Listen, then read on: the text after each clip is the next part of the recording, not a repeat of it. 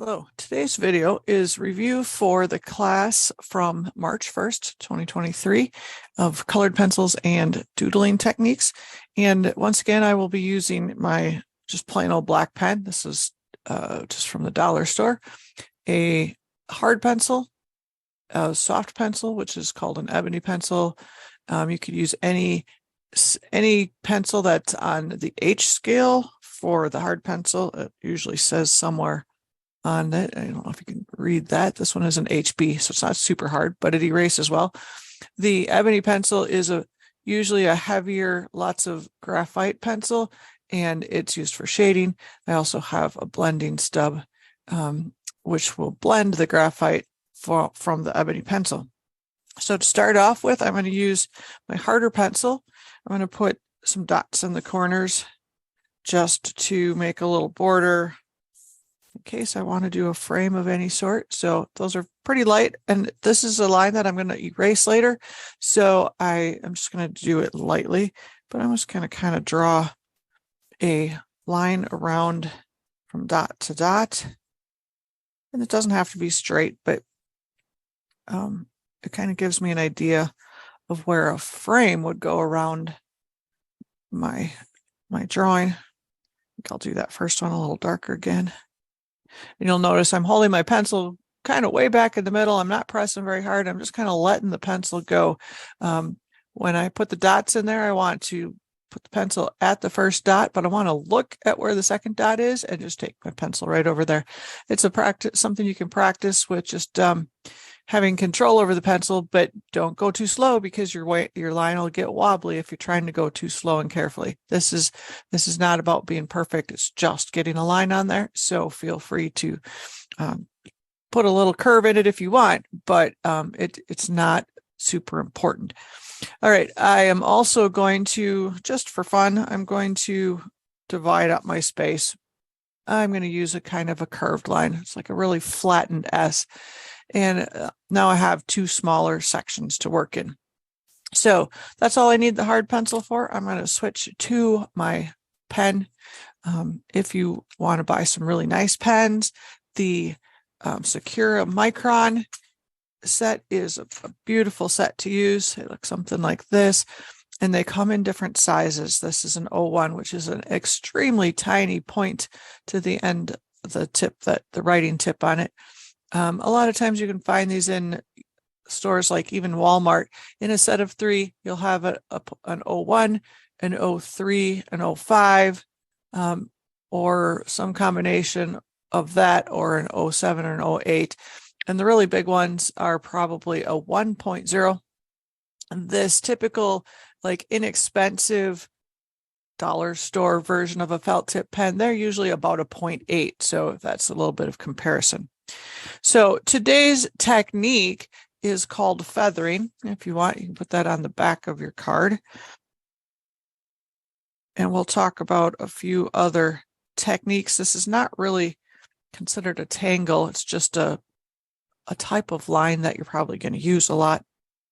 The other one we'll talk about later today is an aura, which we've done in previous videos and classes. So I'm going to start with kind of a drop shape for this one. So a raindrop, pointy on one end and round on the other. I'm going to start down in this little corner. I think I'm going to work in the top section. So for the drop shape, I'm going to go out here and go around and just kind of go right out to my border. Now, feathering can be done on any shape, in any amount of space. It's just kind of like almost like petals on a flower where one overlaps the next one. You can go around, or you can just add them in a line. I'm going to use fairly large ones, so I fill this whole space with them. You can do them quite small for a different effect. Maybe I'll do that in the other side. So I'm going to start on the shoulder or the curved part of my previous one, and I'm just going to go out, kind of bring it back down so it looks like it comes down to the same point. Then I'm going to go even bigger and bring it back down to that point. I'm going to keep going and filling this space. So you can see how those kind of look like they're overlapping each other.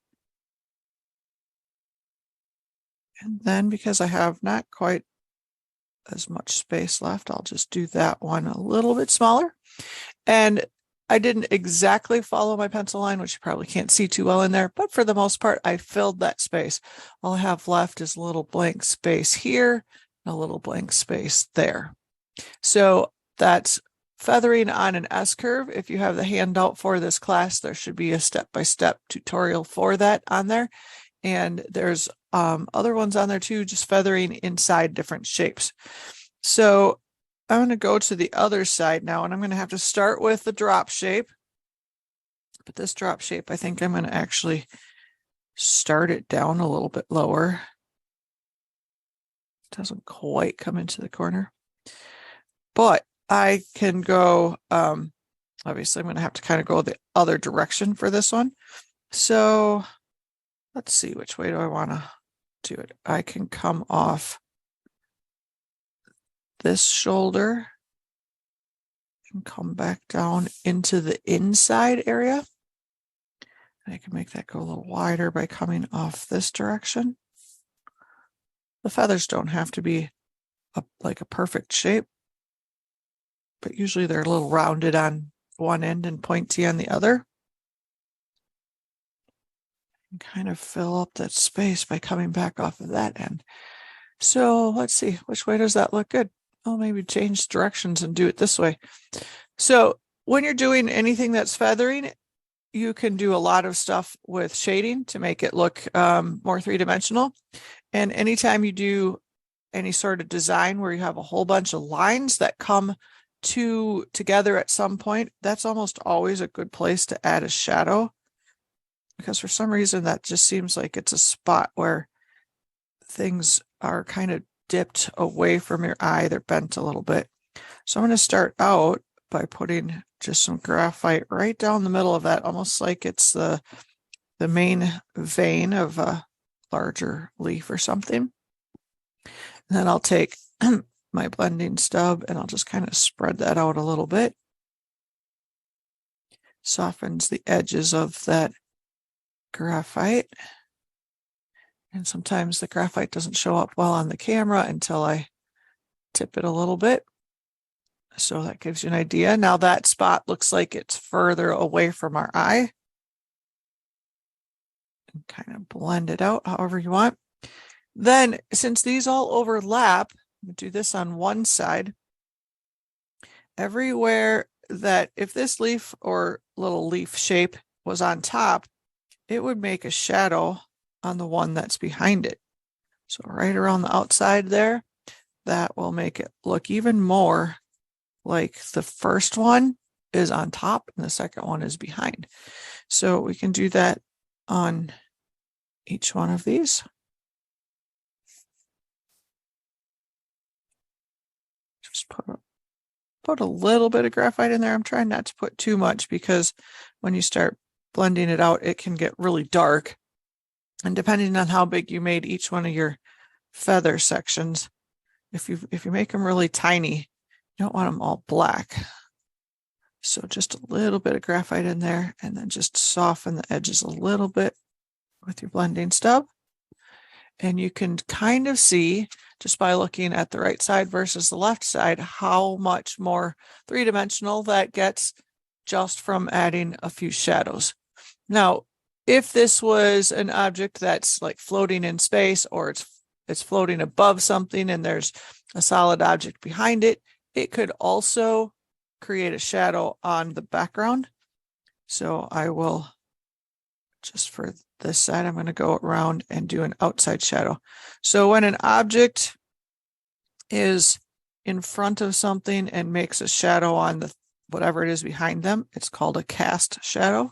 It casts its shadow on another object. And the cast shadow is usually pretty dark. But I'll go in with a little bit of heavy pressure around the outside there. Then I'm going to go back and just really lightly put a second kind of layer of graphite that's a little bit wider so that I don't have a super blunt edge to my shadow. Now, of course, you can make shadows with blunt edges because sometimes that's the way they are in person. But I'm going to just blend it out a little bit so it has kind of a softer edge to it.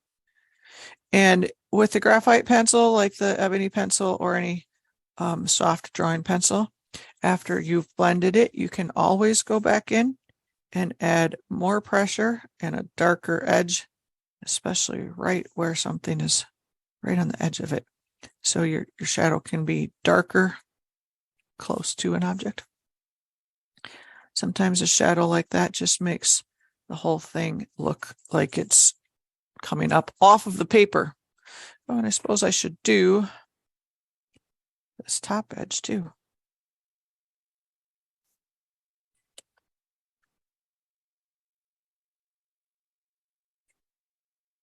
There we go. Okay, another way to use shadows is actually on each object. So if I want this to look three-dimensional or like everything curves, the part that I want to look like it's closer to my eye is going to be the lightest, and the parts where it kind of like curves away from my eye, they're going to start to be a little darker. So in that case, I'm going to put even more shadow right along this kind of this vein in the middle because I want it to look like that's deeper. So that can be, and it doesn't have to be perfectly smooth. You don't have to smooth it all out. It could have some lines in kind of in almost texture in the shading. And then the outside edge of these, I want them all to look like they're bending away from me. So I'm going to do this kind of lightly because this isn't really a shadow so much as it's where stuff gets further away from our eyes. It actually kind of looks darker. So this is just going to be something to help that edge look like it's turned away from us. So I'm just kind of going really lightly on that. And sometimes your blending stub will have enough graphite on it from using it in other places that you can just kind of rub it even without drawing new lines with your graphite. And kind of curving them a little bit. So it just makes it an overall look like something is not flat. Very few things in nature are really totally flat. Everything has a little bit of curve to it. So there, now you can see how that looks like. It's kind of moving away. Since I'm using a kind of a creamy tan colored paper, I can use some white for a highlight. Two of my favorite, well, actually I have three favorite white objects or ways to make white. And they are the Sakura Jelly Roll pen. I like the 1.0 or 10. It's the biggest ballpoint that they have, so it fills the space a little bit better. The Prismacolor colored pencil white is the most opaque colored pencil, white colored pencil of any brand I've found. You can buy them individually. You don't have to buy a whole set of Prismacolors, but you can buy them individually in a craft store like Michael's or Hobby Lobby or Blick Art Supplies online. And in all those places also, you can generally find a white charcoal pencil, which charcoal I always think of as dark. So that was a little bit of a surprise to me to find a white. The white charcoal pencil works the same way your dark ebony pencil does, and you can blend it the same way, but you want to use a clean blending stub, not something that has dark graphite on it. So I'm going to go ahead and use this a little bit, and I'm going to take this kind of middle section of each, I guess we could call them leaves. They're kind of like petals of a flower. It doesn't have to look like something specific, but everything seems to have a little bit of a kind of an idea of what it makes it seem like to us. So I can put a line of, it just looks like the light is hitting it right there. So that means that spot or that portion of it is what's closest to our eye. Now, since I don't have a clean blending stub here, I'm just going to use my finger to kind of spread out that white graphite a little bit. And even though it's subtle, it still shows a kind of a gradient of light to dark. So again, we did this side looked more three-dimensional when we gave it its own shadow on each leaf or each petal.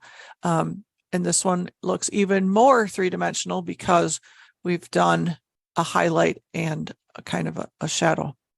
Now I could also do these individual shadows on this one. So each leaf looked that much more separated from the ones prior to it. But another way you can create the look of shadows is with your pen. And this is kind of a fun one. If you know what ink drawings look like, they create the appearance of shadows with just lines, no ebony pencils, no graphite pencils. So on that outside edge of each of these petals, I might just put a whole bunch of little tiny lines, and your eye will see that as a shadow. So when I do this, it's called hatching, and I'll set my pen down on the line and then just kind of flick it. I don't move my hand. I just kind of flick the pen. And that way the end of the lines is just a really fine point. But where I set my pen down on the previous line, it's a little bit thicker right there. So I can go through and add those to each of these petals. And when you first look at it, you'll just think that that's a shadow. I like to kind of do these a little bit at an angle, not straight out, but it's hard to do that on a curve. You can also use your pen to add some texture lines, because if this was, say, a flower, nothing is ever perfectly flat or level. Things have little cracks in them and little lines. So I could go through and add some stuff like that. Now, when I do lines for texture, I don't do a hard straight line. I'll do what I call a broken line. So a broken line, I might put my pen down and kind of it gets a little wobbly, and then the pen will come off. And then I'll start again, and the pen might kind of bobble a few times and it comes off. That would be called a broken line. Still a long line. I just happen to not be touching the page at all times. So those broken lines work really well for texture.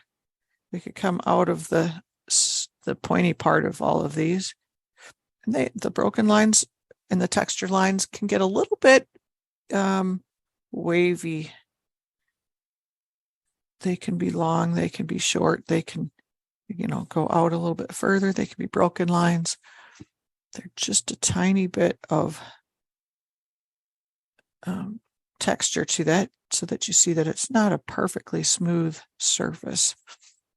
There we go. Just a few ideas to add shadows to your feathering here. You can mix and match and combine all those as much as you want. Now, the second concept that we talked about yesterday was the live class is called an aura. So where the feathering starts at a point where it's touching this line and it goes out and it comes back to a point where it's touching this line, we're going to call that an echo line. Sometimes echo lines are small, sometimes they're big, sometimes they're an exact echo of the first shape, but they start by touching. They usually get wider and then they come back and they touch again. An aura will never actually touch your first line, but it'll stay the same distance away from that line all the way around your project. And aura lines can be really close or they can be further apart. You can do lots of them, or you could just do a few. If you don't want to go outside of your little frame here, it just stops and it starts over on the other side. Comes back out. Aura lines are good for a lot of ideas in art. Kind of fills in some of that background space that I didn't have anything in. So it kind of adds some really simple texture to the background. I'm going to do it here, even though these shadows are pretty dark.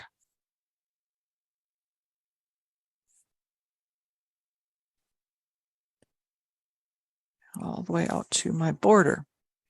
So again, it just changes the look of that a little bit. One of the easy things to do with auras is to do a second aura that's pretty close to the first one. And then fill those in completely with your ink from your pen that you're using. So it's called inking in the background or inking in this shape. So that will give me a heavier line, kind of a thick line there. So that's called adding line weight to your aura. Nice heavy aura there. I'm not going to finish that all the way around right now. I might do that later. But that gives you a totally different look again than the first one. I could have even done the one aura and done the ink in between the aura and my original object. But I can also go back and do multiple auras. Kind of filling in that space. And this is a little bit like the crescent moon pattern that we did last week with the C shapes. But the aura just stays the same distance away all the time. And you'll notice that my lines aren't perfect. Some of them end up being a little closer than others. But that's totally okay. When you have an aura like this around the outside of something, see where there's a little bit of almost like a V there? I'm going with my ebony pencil in there and just putting a little bit of graphite in those, what kind of looks to me like a valley. And then those look a little bit more rippled or rounded. Now here's a chance to use my gel pen. When I've written a line with my black pen, if I go over it with my white pen, it'll dry so that I can still see the dark pen through it, but it'll be much lighter right there. And that looks like a really hard highlight, like the sun or the light is hitting it really hard there. You could combine that with your graphite, your white graphite or your colored pencil, and you could make it a softer edge on it. It's kind of fun to compare or combine things. So that gives you a nice little highlight. You can fill in some of those other areas as well. So this concept of like petals that are overlapping is called feathering, and you could do it in a much smaller size. So let's do something over here so you can see that. I'm going to actually redo this line here. I'm going to do just a little tiny drop shape or a long thin drop shape. And I can do a really close echo line. It just kind of fills in these spaces. So same concept, just totally different size and shape. I can do a drop shape in the corner maybe. And it could have a little tiny feathering that fills all the way out into the corners. Just little tiny decorative pieces. All of them, same exact technique, just different sizes and shapes. Sometimes it's fun to, when you have a deep V or valley like this, it's fun to do a drop shape in the middle and build your feathering pieces up out of there.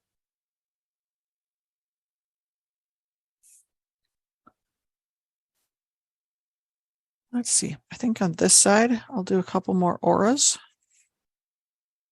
to fill in that background space.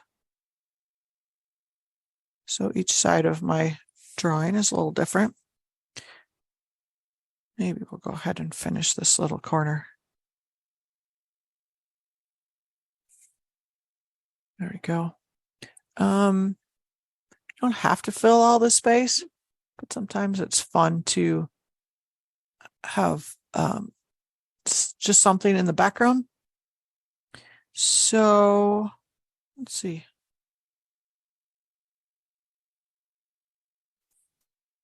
Sometimes one of the things that's nice to do on something like this is add something that's completely blacked in, and it gets, something really bold. So then you have more contrast in your piece. So let's see.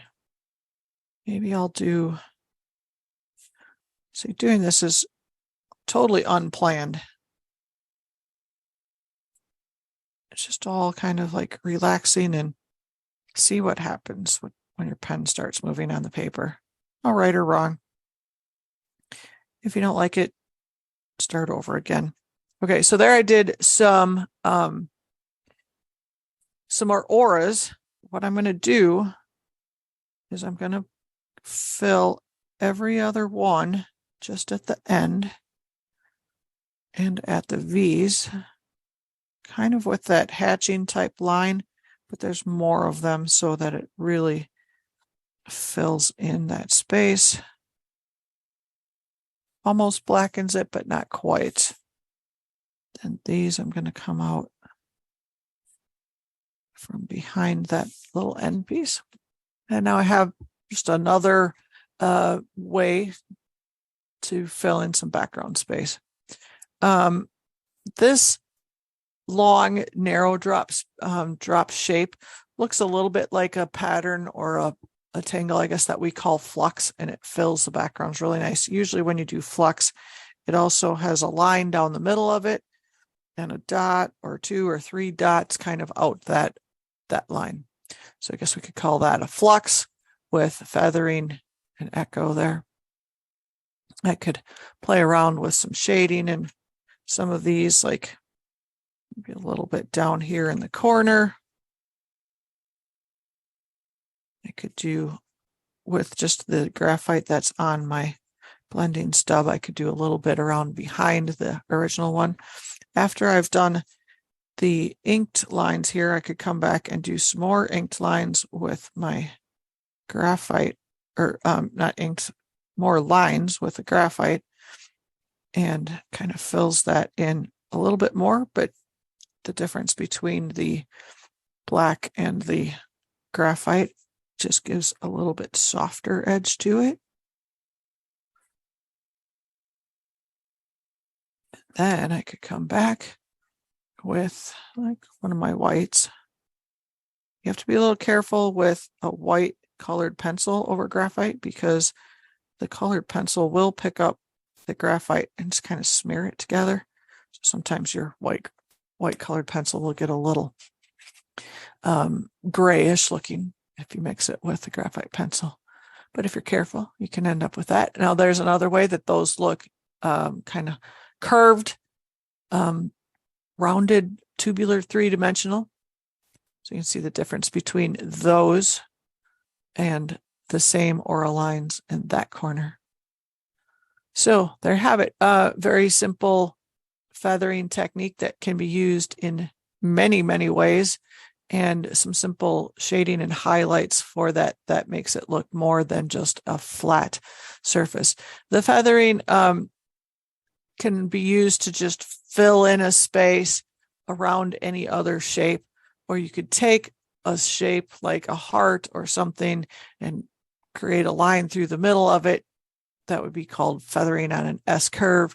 And anything to just completely fill the shape. You could do more than one S curve. So I kind of put this line down the middle. I could have done one that kind of went across it so that I could have done more feathering at a different angle.